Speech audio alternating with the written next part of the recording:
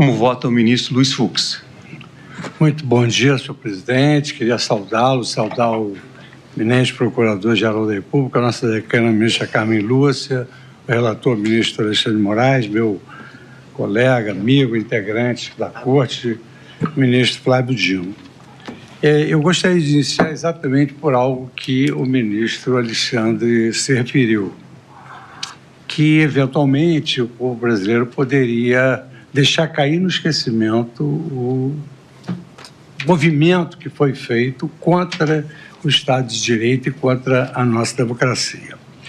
Isso me remonta ao discurso do professor Elie Wiesel, que ganhou o prêmio Nobel da Paz, no discurso que ele fez na Casa Branca, quando ele falava que o maior perigo com relação aos delitos é o perigo da indiferença, porque a indiferença é pior do que qualquer sanção. A indiferença é um castigo. E é uma indiferença não só com o Estado brasileiro, mas também, eventualmente, com aquelas pessoas que passam pelo crivo judicial e são esquecidas.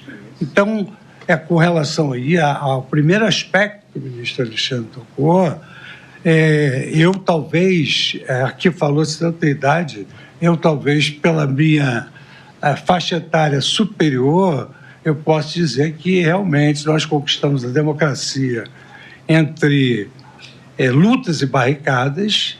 Pude vivenciar isso, estudei em colégio público, estudei em universidade pública e vivenciei quão difícil foi nós alcançarmos esse estágio civilizatório do Estado Democrático de Direito. E tudo que se volta contra ele é repugnante e absolutamente inaceitável. O ministro Alexandre teve a gentileza de lembrar, e isso é importante para mim, ministro Alexandre, porque eu presidi o tribunal em pleno lockdown. Eu conversava com as telas dos computadores. Eu não tinha com quem desabafar. E, efetivamente, eu enfrentei o dia em que tinham 800 mil pessoas na Praça dos Três Poderes e que ali estavam ouvindo discursos inflamados e não aconteceu nada. Não aconteceu nada, graças a toda uma estratégia e o elevado valor de experiência da nossa Polícia do Supremo Tribunal Federal, que eu considero uma das maiores polícias de elite. De sorte que eu acho que esses episódios contra a nossa democracia e contra o Estado Democrático de Direito, ele vai ser marcante. Iniciamos aqui, então, retomando a palavra brevemente, na medida que o ministro Luiz Fux já vai seguindo adiante aí apresentando o seu raciocínio jurídico por trás do seu voto, é o terceiro na linha, após o ministro relator Alexandre de Moraes, depois do ministro Flávio Dino, e claro que o Brasil inteiro aí esperando definições nesse momento crucial da vida nacional, da vida institucional do Brasil. Eu não poderia deixar de aproveitar aqui a presença ilustre dessa jurista e minha querida Janaína Pascoal, que está aqui com a gente, ex-deputada estadual, e pode falar com grande propriedade. Eu queria muito ouvir suas primeiras impressões, só pegando o microfone, por favor, que está do seu lado, para a gente ouvir, claro, aproveitar a tua presença aqui. O que você extraiu de mais relevante aí dos votos que já foram apresentados? Primeiramente, quero agradecer o convite. Obrigado. Uma honra poder acompanhar esse julgamento importante ao lado de vocês. Para que as pessoas nos compreendam, neste momento, eles estão avaliando se iniciam o processo. Perfeitamente. Porque eles estão entrando tanto no mérito da discussão, que muitas vezes gera a confusão de que já parece que vai sair uma sentença condenatória, dada a gana, vamos dizer assim, de demonstrar o caráter criminoso e grave das condutas imputadas. Eu entendo que é um julgamento muito importante, relevante do ponto de vista jurídico, histórico e político, e por isso os magistrados deveriam zelar pela mais completa regularidade desse julgamento. Perfeito. Então, começo dizendo que concordo com todos os defensores quando levantaram a tese de que quem deveria estar apreciando essa denúncia seria o Pleno. E digo o seguinte, se essa denúncia vai ser recebida, duvido que mude aí o curso, Mas, se realmente desejam proteger esse processo, né, de nulidades futuramente, que venham futuramente a ser reconhecidas, teria que mandar o julgamento de mérito para o Pleno. O ministro Fux falou isso ontem e falou bem, né? Não sei se ele vai reiterar agora no voto dele, que é um voto muito relevante, porque também o ministro Fux levantou um ponto que vai ao encontro, ou seja, no mesmo sentido dos defensores, que diz respeito à colaboração premiada, né? Por força de colaborações premiadas, né, teoricamente cavadas, impostas, a Lava Jato foi destruída. E nós temos uma pessoa que fez várias versões em sede de colaboração. O ministro Fux apontou isso. Então, é um processo, muito embora importante, que tem aí várias fragilidades. É isso aí, é isso aí. E, claro, lembrando aqui que, no momento, evidentemente, muito bem votada, é vereadora também pelo Progressistas, certo? Bom, pessoal, a gente, claro, está esperando, até porque o ministro Fux foi, de acordo com vários setores da imprensa, quem reacendeu uma faísca de esperança ali na defesa do ex-presidente Bolsonaro, ao questionar aí os múltiplos depoimentos a nível de delação premiada do ex-tenente-coronel Mauro Cid. Vamos retomar aqui o próprio voto do ministro Fux e aqui ter com precisão se realmente ele está indo nessa linha ou agregando novos fatores. Vamos ouvir. Haja quem entenda que a tentativa de golpe já é um atentado contra a democracia. Isso é uma solução que se dá quando há um conflito aparente de normas. E eu me recordo, principalmente na parte criminal, que nós aqui já tivemos algumas experiências gravosas, de julgar duas operações que uma acabou sendo absolutamente nulificada, em todos os sentidos, é como se não tivesse havido nada, da lição de Francesco Carnelucci, que afirmava: a técnica penal recorre a multiplicidades dos tipos. Ele escreveu isso na obra As Misérias do Processo Penal. A técnica penal recorre a multiplicidade dos tipos e disponibiliza ao juiz uma espécie de mostruário, cada vez mais completo, para que ele tenha condições de encontrar um tipo penal mais assemelhado. Então, essa lição de Carnelucci é a base, exatamente, da solução de casos em que há o conflito aparente de normas. Mas, como disse o ministro Tino, e que eu concordo, é possível que haja o mesmo fato com incidência de ambas as normas. Eu cito o exemplo acadêmico do concurso formal, que é um exemplo acadêmico, um só ato, vários delitos, né? Mas também é possível que, no curso da instrução, como destacou o ministro Dino, você chegue à conclusão de que há, na verdade, um conflito aparente que se possa encaixar em determinado tipo que seja mais abrangente do que o outro. Agora, a partir do momento, isso também fica para a instrução, a partir do momento, não digo nesse caso específico, mas pode ser também nesse caso específico, não excluo, a partir do momento em que o legislador cria um crime tentado como consumado, aí nós vamos ter de rememorar lá nossos bancos de faculdade de Aníbal Bruno, que falava do caminho do crime e do iter crimes. Tem a cogitação, tem a preparação, tem a execução e a consumação. Só que com palavras latinas, cogitatio, enfim, mas aqui temos que falar mais fácil para a sociedade entender. Se o legislador cria tentativa como crime consumado, todo crime tem atos preparatórios, evidentemente. Todo crime tem tentativa, está na lei. Os atos não se consumam por razões alheias à vontade do agente. Então, tudo isso vai ser avaliado. Existe a tentativa do crime consumado de tentar. Existem atos preparatórios do crime consumado de tentar.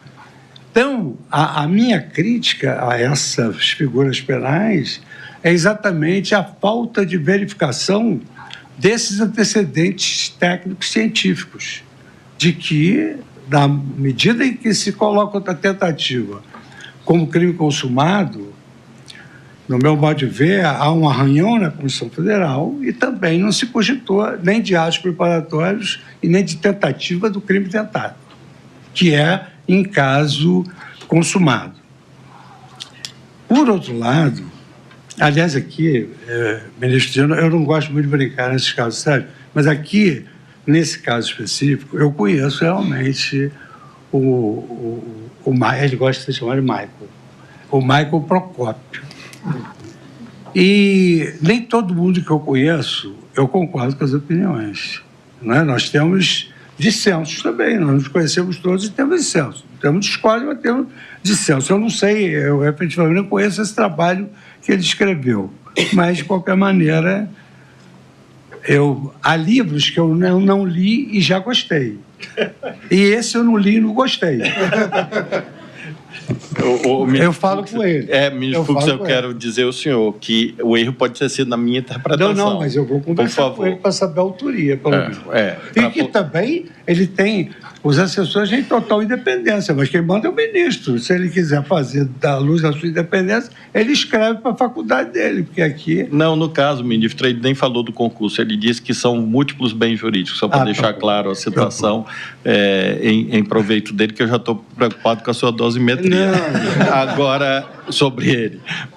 Mas eu considero realmente que essa é a questão fundamental, os atos preparatórios, os atos de execução, o perigo ao bem jurídico, sem dúvida, é um belíssimo debate para o final do julgamento. Sim. E também, senhor presidente, aqui eu anotei, como disse no início, o problema da indiferença. O professor Kassusten, ele tem uma obra sobre a visão da Constituição em várias mentes. E tem um capítulo ali muito interessante que fala da humildade judicial. A humildade judicial, ele cita uma frase muito interessante, ele diz o seguinte: o juiz tem que decidir de qualquer maneira. Faça sol ou chuva, tem que decidir de qualquer maneira. Ele tem que decidir, inclusive, se o céu for cair sobre a terra. Qual a sua decisão? Um exemplo extremo. Mas ele diz que se efetivamente, realmente, o céu for cair sobre a terra, ele tem que pensar muitas vezes. Que é aquela figura do juiz isolado que ele é que tem de resolver, à luz da sua independência, todos os problemas. E aqui eu quero manifestar um sentimento de humildade judicial. E exatamente que me surgiu aqui com a fala do ministro Flávio Dino. É verdade que as penas são tratadas na lei e pela eminência dos bens jurídicos protegidos, da democracia, Estado democrático, tudo isso efetivamente leva o legislador a ter uma grande preocupação para que nós não tenhamos a indiferença com relação ao nosso período passado, em que, por exemplo, um grande penalista, que foi o professor Heleno Fragoso, ele entrava dentro da sala de aula e dizia: boa noite, pessoal do DOPS, boa noite, pessoal do SNI, os senhores estão trabalhando, eu também estou, vamos começar a aula. Então, era assim, porque estavam infiltrados entre os alunos. Eu conheci muito bem isso, meu colega de congregação, o professor Barroso, foi meu colega da faculdade, também conheceu isso. Então, isso é muito caro para todos nós.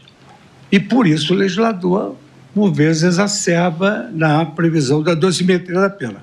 Mas justiça não é algo que se sente, não é algo que se aprende, é algo que se sente. Os antigos já diziam que a justiça era aquele sentimento do juiz. A Carta de 7 Partidas dizia: os juízes devem ser homens sensíveis, saber direito se possível. Então, essa é uma realidade da nossa profissão.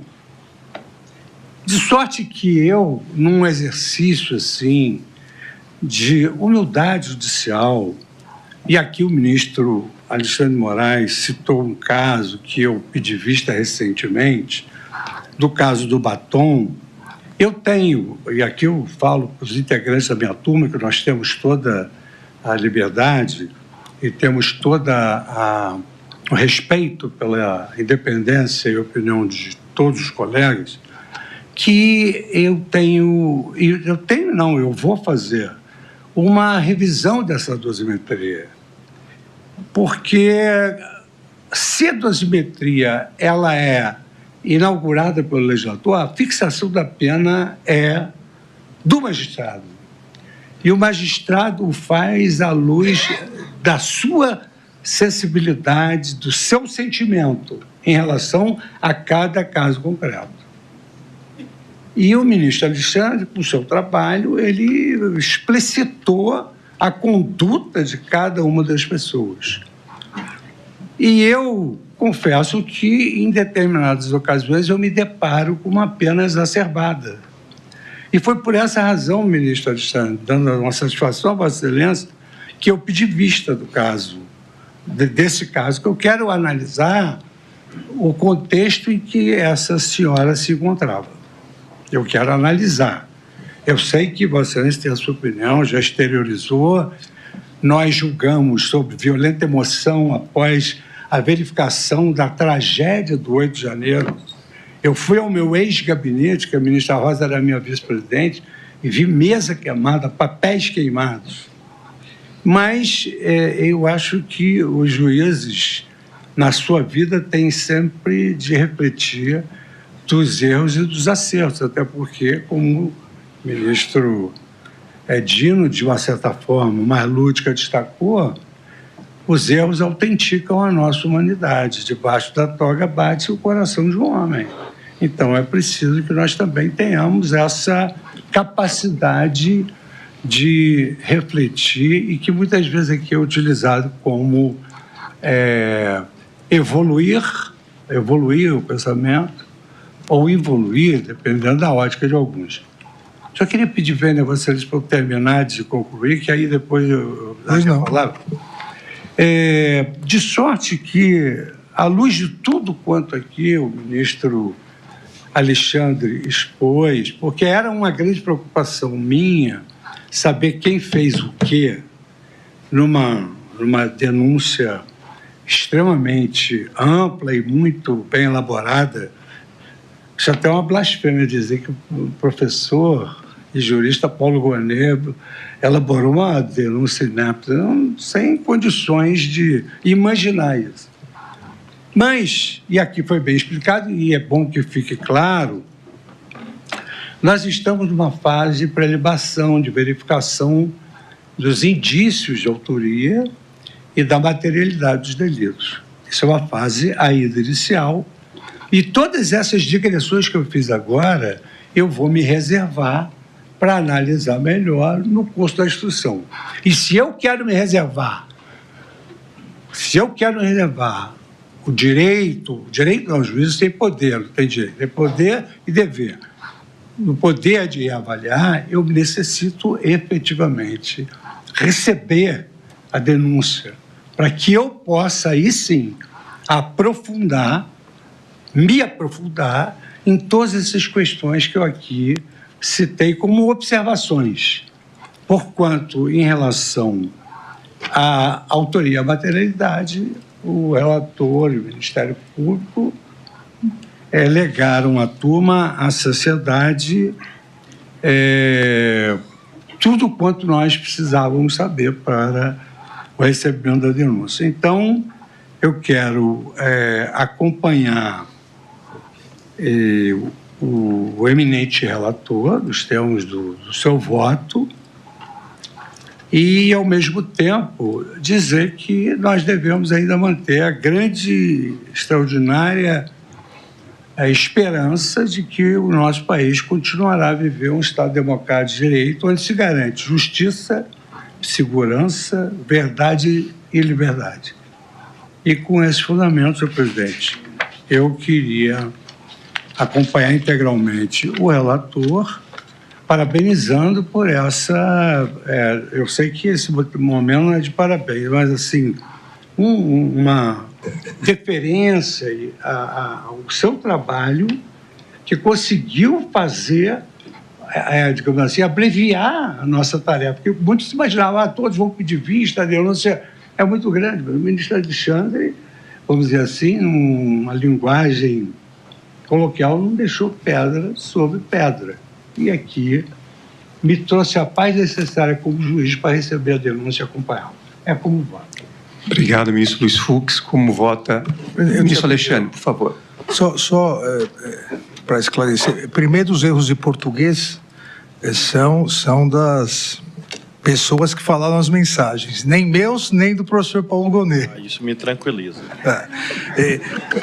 E, ministro Fux, em relação ao batom, obviamente, Vossa Excelência me conhece e eu defendo a total independência de cada um dos magistrados e acho que Vossa Excelência vai poder trazer uma discussão importantíssima para a turma. O que fiz questão de salientar, e agora explicito mais, é que é um absurdo as pessoas quererem comparar aquela conduta de uma ré que estava há muito tempo dentro dos quartéis, pedindo intervenção militar, que invadiu junto com toda a turba e, além disso, praticou esse dano qualificado com uma pichação de um muro. E Vossa Excelência bem disse que as pessoas não podem esquecer, relativizar.